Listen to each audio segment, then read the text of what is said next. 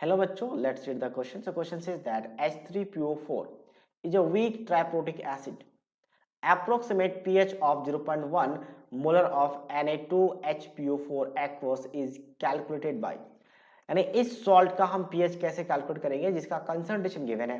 देखो H3PO3 की बात करें, PO4 की बात करें तो इसमें 3 H पॉजिटिव आयन है और ये 3 स्टेप पे ब्रेक होते हैं 1 बाय 1। ठीक है, ये पहला ब्रेक हो गया, यह नेगेटिव चार्ज आएगा।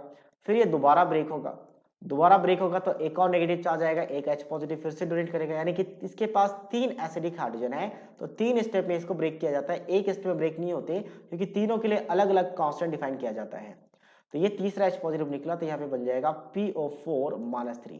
पहले वाले के लिखा जाता है K1, दूसरे वाले के लिखा जाता है K2 और इसका लिखा जाता है K3।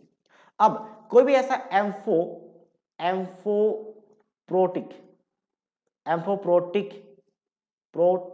अगर सॉल्ट हो, एम्फोप्रोटिक सॉल्ट का मतलब जो एज ए एसिड और बेस दोनों जैसा बिहेव कर सकता है, यानी H पॉजिटिव डोनेट भी कर सकता है और H पॉजिटिव गेन भी कर सकता है, ऐसा सॉल्ट को कहते हैं एम्फोप्रोटिक सॉल्ट।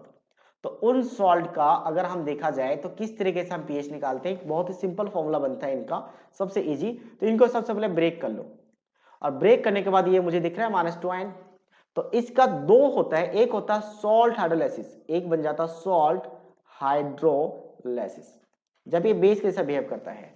तो सॉल्ट हाइड्रोलाइसिस होगा तो कभी भी कैटायन का नहीं, सॉरी नॉट कैटायन, ये Na पॉजिटिव आया है स्ट्रॉन्ग बेस NaOH के साथ, तो स्ट्रॉन्ग बेस के कैटायन का सॉल्ट हाइड्रोलाइसिस नहीं होता, सिर्फ वीक पार्ट का होता है, चाहे कैटायन हो या एनाइन, वीक पार्ट से आना चाहिए, तो वीक एसिड से या वीक बेस से। तो ये वीक एसिड है तभी 3 स्टेप में ब्रेक किया था, तो इनका क्या होगा, सॉल्ट हाइड्रोलाइसिस हो जाएगा।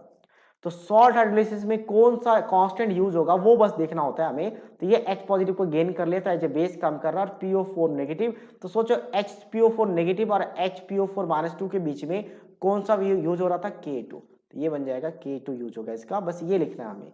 ठीक है, सेकेंडली यूज होता है एज ए एसिड, तो जब एज ए एसिड होगा तो ये जो आपके पास आयन है ये खुद एक H पॉजिटिव आयन को डोनेट कर देगा, तो डोनेट करेगा तो क्या बनेगा, H पॉजिटिव प्लस PO4-3।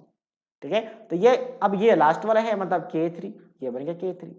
तो ऐसे सॉल्ट जो एम्फोप्रोटिक सॉल्ट हो, जो हाइड्रोलाइसिस भी कर सकता है एसिड भी कर सकता है, तो उस केस में पीएच होता है पीके वैल्यू का एवरेज, पीके वैल्यू का एवरेज। अब पीके वैल्यू 3 है, कौन सा लेंगे, तो जो दोनों यहाँ पे इन्वॉल्व हो रहे हैं मतलब 2 और 3, तो उनका पीके का एवरेज वैल्यू लिया जाता है, सिंपल अप्रोक्सीमेट पीएच निकालने की, जो सबसे इजी होता है। अगर मैं ऑप्शन की बात करूं तो ऑप्शन किसके साथ मैच करेगा, PK2-3 का half, option B. So option B is the right answer of this question.